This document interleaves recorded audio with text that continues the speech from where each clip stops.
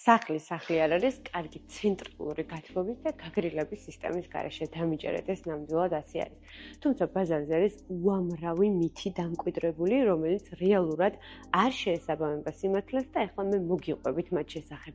ნომერი პირველი ეს გახავთ ფერადი რადიატორები. ხშირ შემთხვევაში იძახიან ხოლმე, რომ მას ფერი დიდხანს არ უნარჩუნდება, რაც რეალობას არ შეესაბამება. მთავარი აიყიდოთ კარგი ხარისხის, იცოდეთ სატყიდულობ და როგორ არის ის დამუშავებული. მითი ნომერი 2 ზოგადად რადიატორები ძალიან დიდ როლს თამაშობს ინტერიერში და ხშირად იძახიან ხოლმე თითქოს დეკორატიული რადიატორები არ მუშაობენ გამართულად და სითბოს არ გამოყოფენ, რაც ნამდვილი მითია. ეხლა ძალიან კარგი აქციებია და ვინც დაინტერესებული ხართ, აუცილებლად მოდით თერმოცენტრში.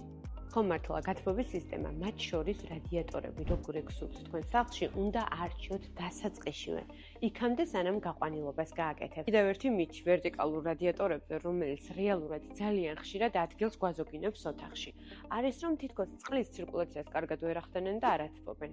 სწორი მონტაჟი გჭირდებათ მეგობრებო და პროფესიონალის ხელში უნდა იყოთ. რჩევას მოგცემთ, რომ თუ ეხლა აკეთებთ თერმოსტატის დამონტაჟება არ დაგავიწყდეთ. რაც შეეხება გაგრილებას, ეს არის ჩემი საყვარელი პროდუქტი. იქიდან გამომდინარე, რომ წარმოიდგინეთ მხოლოდ ერთ ბლოკზე, ამ კონკრეტულ ბლოკზე, რამდენიმე კონდიციონერი შეგვიძლია რომ დავამონტაჟოთ. აი 100 კვადრატულ მეტრში მხოლოდ ერთი ბლოკი გვექნება და ყველა ოთახში კონდიციონერი. რაც შეეხება ქვაბულს, აუცილებელია ის იყიდოთ იმის შესაბამისი, თუ როგორია თქვენი სახლი. მხოლოდ კვადრატულობით არ ითვლება, არის იქ სხვა პატარა ფაქტორები, თუმცა აუცილებლად უნდა გაითვალისწინოთ ეს ყველაფერი. ხშირად მსმენია, რომ თითქოს რაც უფრო დიდია, მით უფრო კარგია. რა თქმა უნდა, ესე არ არის, პირიქით უნდა იყოს ზუსტად იმის შესაბამისი, რაც თქვენ გჭირდებათ, ეს დაგაზოგინებთ კომუნალურ ხარჯებს და ასევე თქვენი სახლი იქნება მუდამ სასურველი ტემპერატურის.